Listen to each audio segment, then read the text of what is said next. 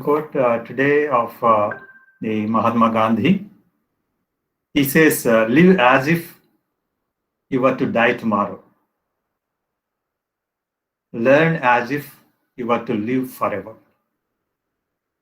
So, if you are going to die tomorrow, and if you come to know about it, we want it today to be the maximum effective day, and we will see to the priorities, and we will first see that our highest priorities works are over. So we have to live every day like that and learn as if you were to live forever. And okay, if you are knowing that you are going to die tomorrow and you will not learn anything, what is the use of it? So you have to learn the things in such a way that if you live forever, whatever you learn today will be useful forever. So we have to live like that. And today is the birthday of one great inventor, engineer, and he also has a lot of inventions on his name.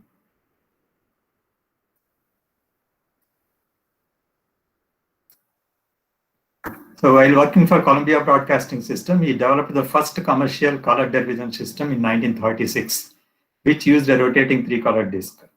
And Goldmark also developed the LP phonograph that greatly increased the playing time of records. Okay, you people are not may not know much about the phonographs and all. In nowadays, phonographs, tape recorders, transistors, these are the things we lived with. Okay, and which revolutionized the recording industry. He also pioneered the video cassette recording and developed a scanning system used by the Lunar Orbiter spacecraft in 1966 to transmit photographs to the Earth from the moon. So he's one of the great inventor whose inventions are worked very much. And so today we will have the lecture 41. And here we are going to just see what are all the various practical applications of thermodynamics in our life and around our life. And these are actually mainly taken from the Sengel book only. At the end of every chapter, he beautifully has given a lot of practical applications in our life. And I have taken those contents and you can go through, right? Those things. It's a very good book actually, and even the problems and all related to real practical applications. And the values he has given also are very much practical, right? It is not just arbitrary numbers that he has given for the problems, but they are really real world problems and real world values. So it's a good book. And so based on the time availability, you can go through those things. So that may not be useful for your marks in the exam, but that gives real conceptual understanding and the need of studying thermodynamics and how it is used in our daily life. And in the first chapter, at the end, he has given how to solve a problem. Okay, this is useful for solving problems of any subject, whether it is fluid mechanics or thermodynamics or heat transfer or your strength of materials, anything, right? So the problem solving technique has these following steps. One is the problem statement. So anyhow, that will be given to you. What is the statement of the problem? And then that is to be drawn in schematic. So that gives a physical understanding of how it looks and what is happening.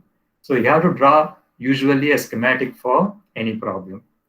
And then you have to see what are the assumptions and approximations.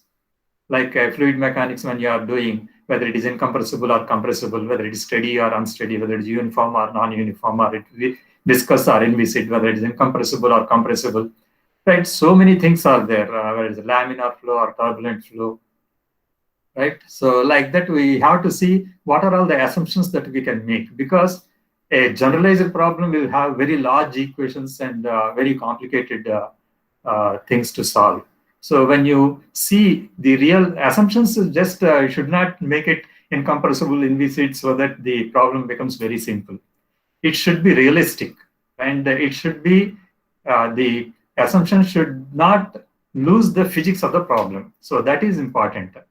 So what are the assumptions and approximations? Suppose like approximations, if you have an energy equation in the thermodynamics, and we have potential energy, kinetic energy, internal energy, heat transfer, work transfer, all those things in a equation. But we have seen that suppose if you take a boiler, work transfer can be neglected. If you take a turbine, heat transfer is small. If you take a nozzle, no work transfer and heat transfer, they are very, very small. And like that, we have made some approximations. We remove them, assuming that or because it is very small compared to the other terms of a equation. So like that, we make assumptions and approximations. And then what are the physical laws, like continuity, momentum, energy, or this entropy or exergy, all those physical laws, whatever are related to the problem, you have to know the physical laws. And to these physical laws, I have to simplify using those assumptions and approximations, and I have to finalize. This is the simplest possible equation that governs the problem. So you have to come to the final equation. And then you have to know the properties. So whenever you have a fluid flow, fluid properties are there. Whenever there is a solid mechanics like thing like strength of materials, you have to know the properties of the materials and all. You have to use those properties, substitute them in the physical laws, and then do the calculations, and then you will get the result.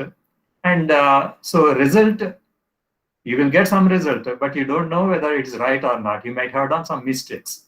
So you have to reason and verify, and then you have to discuss. Okay, these are very important things. These are real engineering things, because the previous things can be done by a mathematician. He can do some calculations and solve the equations and get some values. Okay, so it is like doing a package. You can use ANSYS package or a Fluent package, CFD problem or FEM problem. Like that, you can solve a problem and you can get some results, because solving the problem is done by computer. It will give some results, but you have to know whether those results are right or wrong. But you know that computer will not do mistakes. The mistakes will be done not by computer, but us only, based on what assumptions we have made, and what are the simplifications we have made, and what are the final equations that we have given to the computer. There, our engineer lies.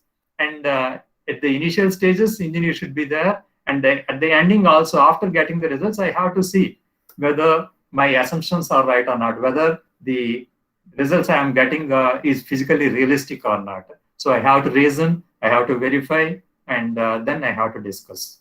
Okay, so these are the things normally a problem-solving technique contains. And so in the problem-solving, we may use engineering software packages, or we may use equation solvers. Equation solvers like Excel in the Microsoft, or there is a package like EES, Engineering Equation Solver. These are equation solvers only. It will not do anything technical, right? So if you give an equation, it will solve the equation and give it. Simple equations. And engineering software packages, it solves the differential equations, right? And even CAD software is also software packages.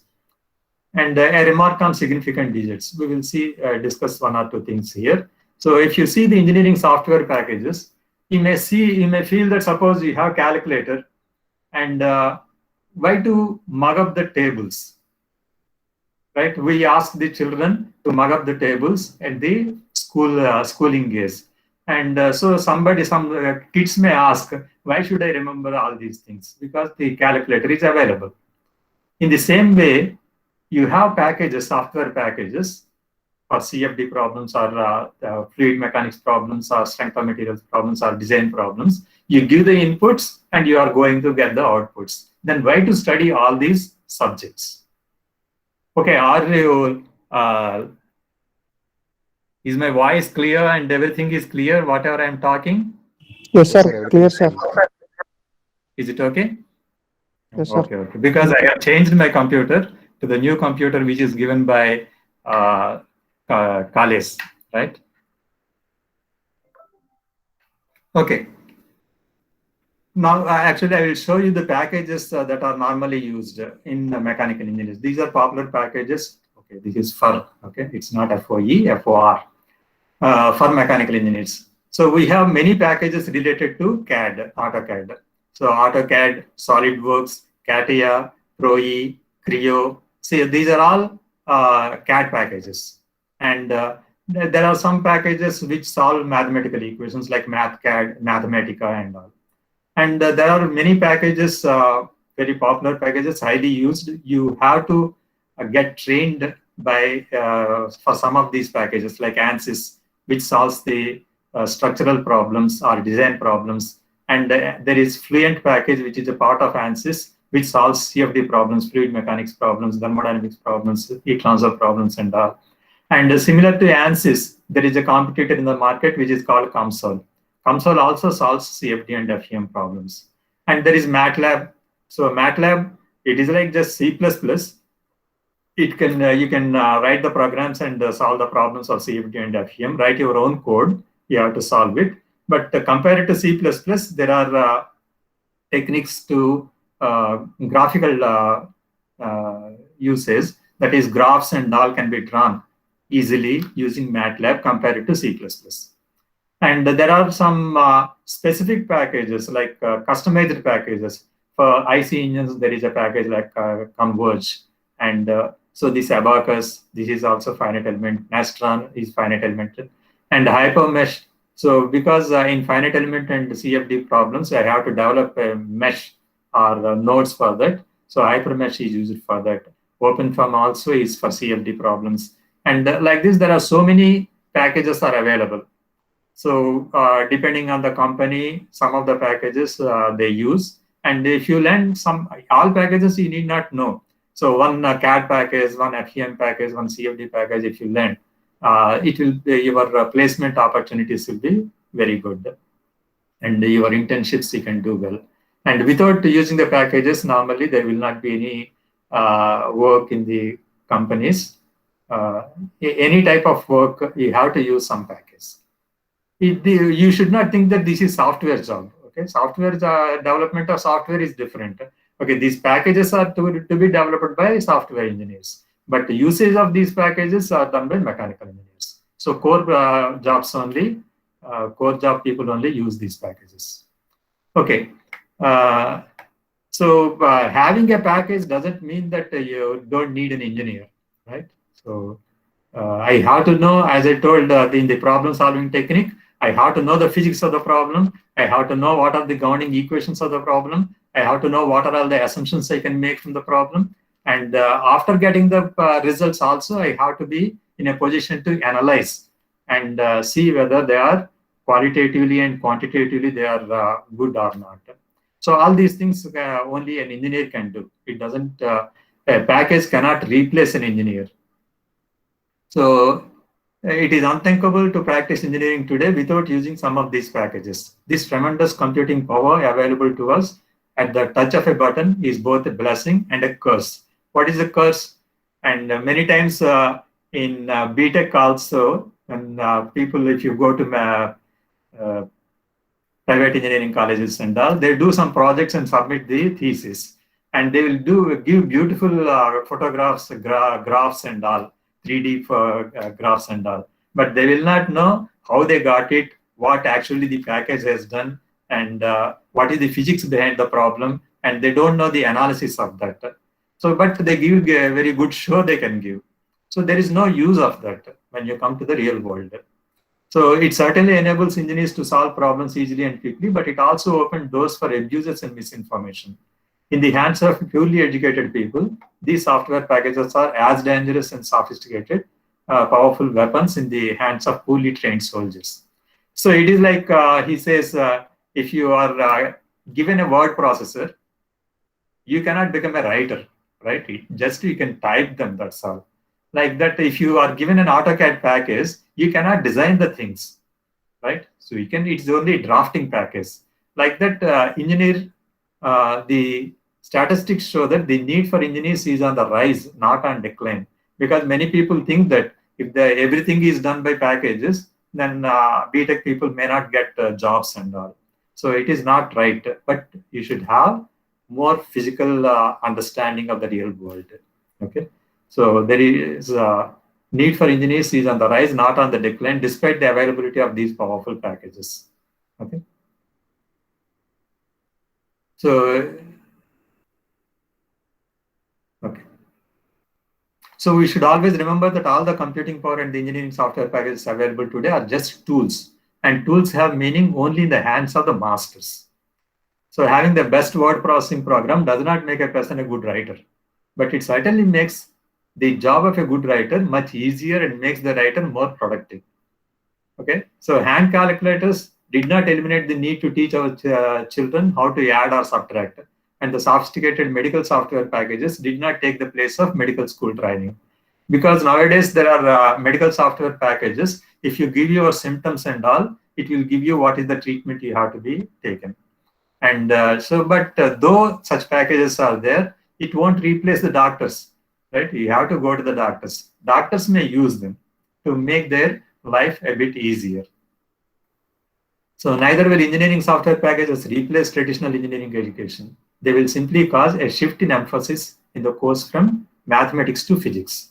So you have to reduce mathematics and you have to increase physics in the subjects. That is, you have to understand the problem more. So more time will be spent in the classroom discussing the physical aspects of the problem in general, in greater detail, and less time on the mechanisms of solution procedures. So we will know it. Suppose numerical methods are there, you will have a subject of numerical methods to solve the ordinary differential equations, partial differential equations, and all various techniques and all we learn in only one subject. But actually, these mathematics people have developed those softwares. Or this mathematics is involved in the software, which you need not know what actually it is doing. But you have to understand the physics. So sometimes actually they put extra burden on engineers. Like previously in our days, solving a small problem used to complete the project. But now the expectations are high. Right, because everything is doing, package is doing, you have to have problems with more physics and more perspective like that. Okay, a remark on significant. Okay, this I think. Okay, significant digits also. Usually, we need not take too many digits in the result, and usually for engineering things, 3 digits are usually sufficient. 3 significant digits. Okay, next, that is given in the first chapter, and coming to the second chapter, which is on energy, energy transfer, and general energy analysis. So we talked about energy, environment, ozone, smog, acid rain, the greenhouse effect, global warming, and climate change. All these things, actually, we see in the papers, we see the scientists talking about it. So, but we can have some understanding from whatever we have learned in energy, energy transfer, and energy analysis. Okay, the conversion of energy from one form to another often affects the environment and the air we breathe in many ways, and thus the study of energy is not complete without considering its impact on the environment. So we have studied about heat engines, we have studied about refrigerators, heat pumps, and all. We know how they work, and we know what are all the components and how to design them. All these things we know, but that is not sufficient because it is going to affect the environment. And we are staying in this particular environment, and we know that every energy conversion results in some pollution. And we are, for our comforts, some physical comforts of some people, we are actually spoiling the environment in which all people live. Okay, so that's the problem. Actually, who exploit the technology is the rich people, and they spoil the environment in which all the poor people also live together. Okay. So we have to know, and we have to see that that is reduced. And what are the effects of it, we will discuss. And causes and effects of pollution. So every power generation actually uses fossil fuels such as coal, oil, and natural gas. And so they have undesirable side effects. Okay, so they emit pollutants during the combustion of fossil fuels, which are responsible for smog, acid rain, global warming, and climate change. So we will briefly discuss about them. And so because of these side effects, So it affects, it's a serious threat to vegetation, wildlife, and human health. And air pollution has been the cause of numerous health problems, including asthma and cancer. So we are seeing that various diseases and health problems are increasing as the technology grows. So one side we are getting some physical comforts, but another side we are losing the health. And so the largest source of air pollution is the motor vehicles, so which we mechanical engineers are designing. And the pollutants released by the vehicles are usually grouped as hydrocarbons, nitrogen oxides, carbon oxides, and sulfur oxides. So these are various pollutants that are coming out of motor vehicles. And each has its own uh, effect on the environment. So we'll see there is smog. Smog means smoke fog. Okay. So if you live in a metropolitan area, you are probably familiar with urban smog, the dark yellow or brown haze that builds up in a large stagnant air mass and hangs over populated areas on calm, hot summer days. So if you go to cities, many times you cannot see the sky much. You cannot see the stars in the night because it is completely covered by smog. So it is made up of mostly ground level ozone, but it also contains many other chemicals, including carbon monoxide, particulate matter such as soot, dust, and volatile organic compounds such as benzene, butane, and other hydrocarbons. So most of them are released by the vehicles and factories. And we should not get confused with the ozone of the ground level and ozone in the upper atmosphere. And the harmful ground level ozone should not be confused with the useful ozone layer high in the stratosphere that protects the Earth from the sun's harmful ultraviolet rays. So actually the ozone in the outer atmosphere is useful for us, but the ozone in the ground level, it is harmful because it forms the smog. And ozone at ground level is a pollutant with several adverse health effects. And this, whichever is useful, that ozone in the outer atmosphere, now that is getting depleted. You might have heard about ozone holes and depletion of ozone. It is because of, again, our own things like refrigerants which we are releasing out. So those refrigerants which go up, so they take away the ozone from the upper atmosphere, which causes ozone hole and which causes ultraviolet rays to enter the atmosphere, and which causes the skin problems and other things. And there is another problem of acid rain. So the sulfur oxides and nitric oxides react with water vapor and other chemicals high in the atmosphere in the presence of sunlight to form sulfuric and nitric acids. So these acids which form in the outer atmosphere, the acids formed usually dissolve in the suspended water droplets in clouds or fog. So it gets dissolved in the clouds or fog, and when the rain falls, so this acid also falls. These acid-laden droplets, which can be as acidic as lemon juice, are washed from the air onto the soil by rain or snow. This is known as acid rain. So this is another problem. And another is global warming. And before that, we have to know what is greenhouse effect. So greenhouse effect, actually, if you see the Earth, okay, if you, for example, he has given, if you leave your car under direct sunlight on a sunny day, the interior of the car gets much warmer than the air outside. Compared to outside, inside air will be more hot. And you may wonder, how can it become more, and how can the heat got trapped in this? It is because of the glasses on the surrounding of the automobile.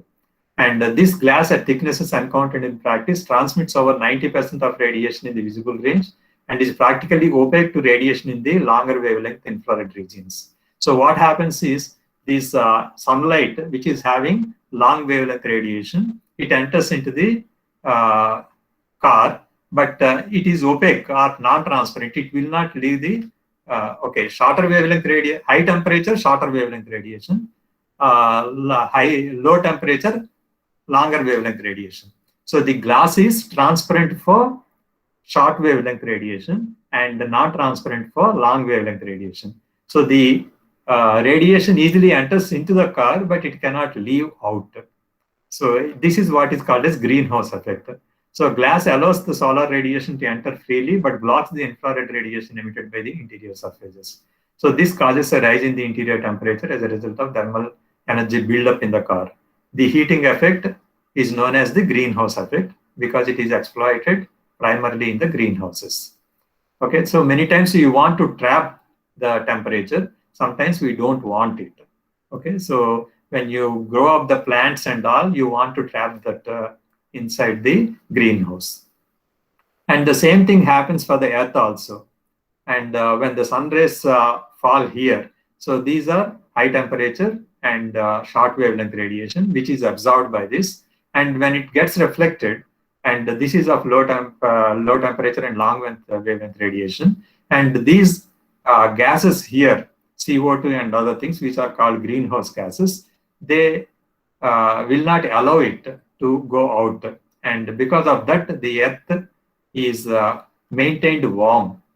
Otherwise, it becomes everything very cold, right? So at the earlier stages, it was like that. And many of the other planets, it was like that. So some infrared radiation emitted by Earth is absorbed by greenhouse gases and emitted back.